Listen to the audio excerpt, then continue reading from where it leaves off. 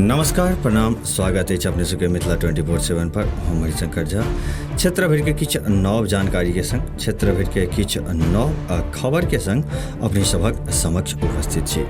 प्रशासन द्वारा कयल जा रहल लगातार प्रयास के बावजूदो जे छै से एतुका आम जनता जे छथि से सब लॉकडाउन के पालन करे के लेल तैयार नहीं छथि। अपने सबके बतबै चली तऽ मधेपुर प्रखंड क्षेत्र में एहि महामारी से मरे वाला के संख्या बढ़ के 12 भऽ गेल अछि और कोरोना पॉजिटिव मरीज के संख्या बढ़ के 700 के करीब पहुँच गेल अछि।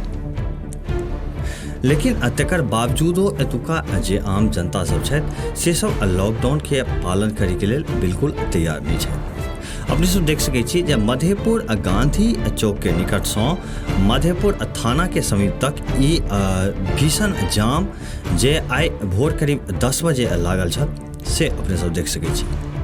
कोन तरह जे छै से लोक सब आवाजाही कऽ रहल छथि ई नहि एहिसँ बुझा रहल अछि जे एखन लॉकडाउन जे छै से चलि रहल अछि और लोक सब खरीदारी करे के लेल या अन्य काज सबसँ खूब आवाजाही करे में लागल छथि। प्रशासन द्वारा क्षेत्र भरि में प्रयास निरंतर कयल जा रहल अछि जाहिसँ लॉकडाउन के बेसी से बेसी पालन होइ और ई लॉकडाउन जे लगायल गेलै है ताहिसँ काफी ज्यादा असर सेहो देखै के भेटल अछि।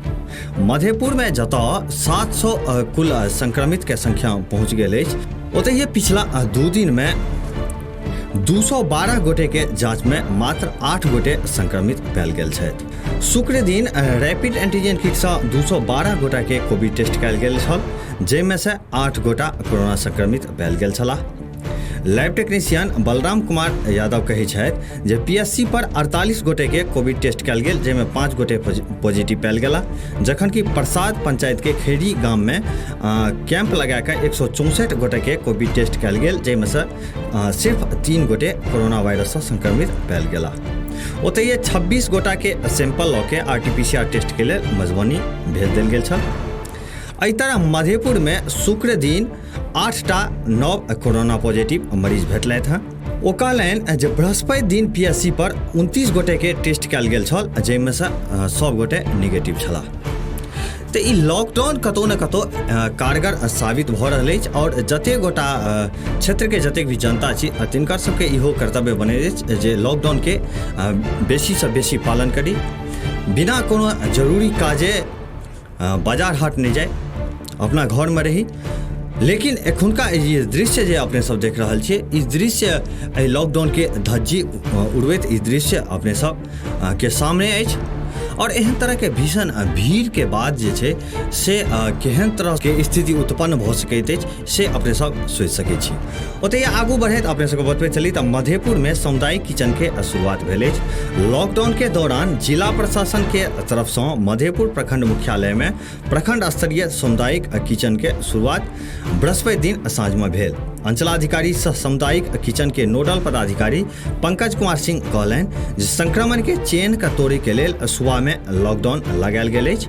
लॉकडाउन के कारण गरीब बेसहारा असहाय और भिक्षुक जिनका 2 समय के रोटी नसीब नहीं भऽ रहल अछि हुनका सबके लेल प्रखंड कार्यालय परिसर में सामुदायिक किचन चलायल जा रहल अछि। एतऽ पहुँचे वाला लोक सबके दिन और राति दुनू टाइम भरि पेट भोजन करवायल जाइत अछि। वैश्विक महामारी कोरोना एहन राष्ट्रीय आपदा के दौरान प्रखंड क्षेत्र में भूख से किनको मृत्यु नहीं होय ताहि दुआरे सरकार द्वारा ई व्यवस्था कयल गेल अछि। सीओ कहलनि जे बृहस्पति दिन से लगातार लोक सबके भोजन करायल जा रहल अछि और भोजन में जे छै से पौष्टिक भोजन करबै के व्यवस्था एहिठमा कयल गेल अछि। एखुनका लेल बस एतबी। एक बेर पुनः उपस्थित हैब अपने सबक समक्ष क्षेत्र भरि के किछु नव जानकारी के संग क्षेत्र भरि के किछु नव खबर के संग देखैत रही मिथिला 24/7। जो एखन धरि चैनल के सब्सक्राइब नहीं केने होय तो चैनल के सब्सक्राइब अवश्य कर ली। खबर अगर नीक लगैत हुए तो वीडियो के लाइक करी, शेयर करी, कोनो तरह सुझाव हुए तो कमेंट बॉक्स में अवश्य लिखी। धन्यवाद।